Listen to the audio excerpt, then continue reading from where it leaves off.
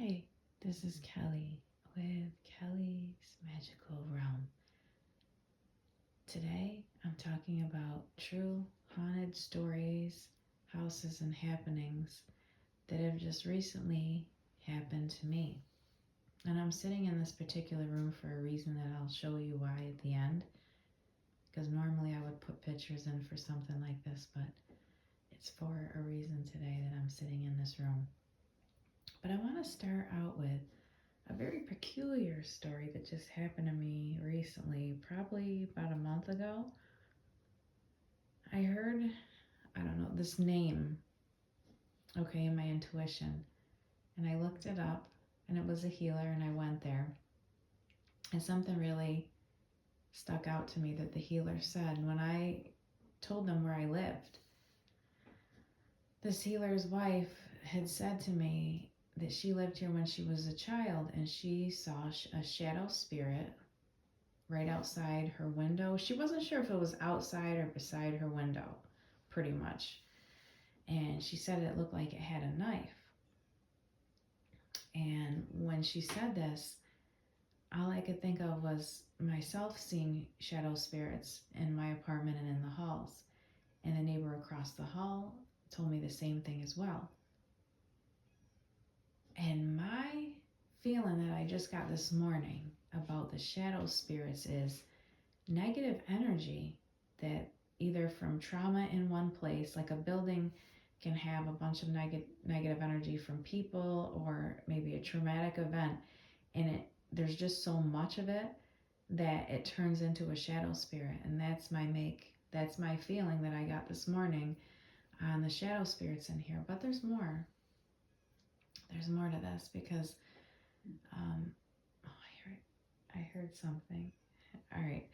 And it wasn't the bird outside. There was something in here that I heard. Anyways, one night I was in my apartment and I had candles lit and I was meditating, and I swear I saw a shadow spirit go by me. And then at that point, the neighbor across the hall happened to come by and we started to talk about it, and she saw it too in my apartment. So there's a few instances where the current apartment that I'm living in, we saw something. And I asked my spirit guides about this. Now, it is an old, it's from the 1800s, so there's that, but it's just bizarre energy. The energy, because I'm an empath and I am a healer as well, it feels like unrest. Like you can't get good rest here. It's like the building is not able to rest. Like there's something wrong. And I can't really explain any more than that as far as the building, the sense I get from it. There's like, it's just not a good feeling, to be honest. And I didn't feel this at the beginning because I don't feel it's in this particular apartment as much as it is the rest of it, like especially upstairs. You know, there might be spirits that come through down here through my apartment and other wings, but mainly I feel it upstairs. There was a man that lived upstairs, and I remember him saying that he felt an awful presence in one of the rooms. He said it didn't feel good. And then one day, it was like the first day I met him, and he said, come in here for a minute. And then he told me to go in that room, and I felt it.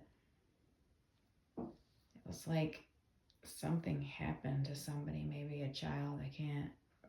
I don't really remember exactly because this was a while ago now, but again, it was like a feeling of unrest. That was my cat.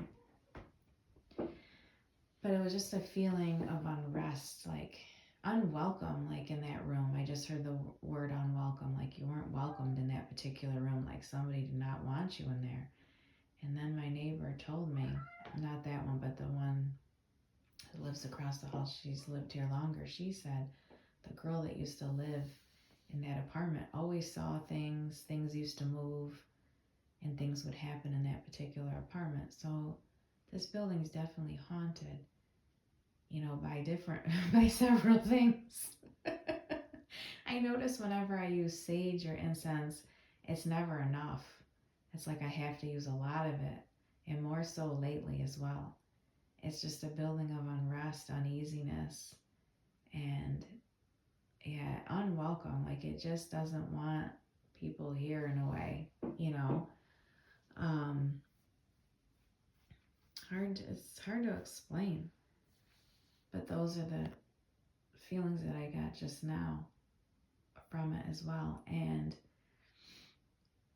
the thing about that is you could protect your energy when you're in places like this, but the biggest sense that I get is the only way you're really going to be able to feel any kind of peace is to leave.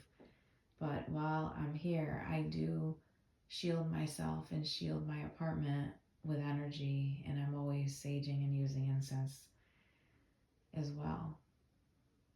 But the reason I am in this room is because my cat that passed away, he didn't pass away in this house. He almost did. He was dying here, but I brought him to a cat hospital. But his energy is still with me because our animals never leave us.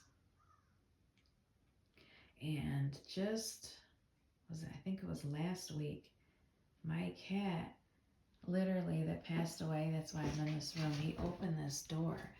For some reason, he still likes going into these cabinets. And this is what happened. I heard this. I was like literally over here. I was over here cleaning something. And then all of a sudden, right by me, I heard this open, and I heard Klaus go in through here, and he was playing in there. Like it was just, I heard things moving and stuff. And I'm not surprised because this is where he sat when he wasn't feeling good the day he died. He loved these cabinets.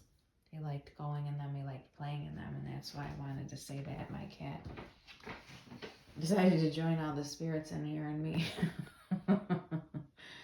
But yeah, that's why I wanted to show you that. And this is all I really wanted to say. I just wanted to talk about it. It was creepy.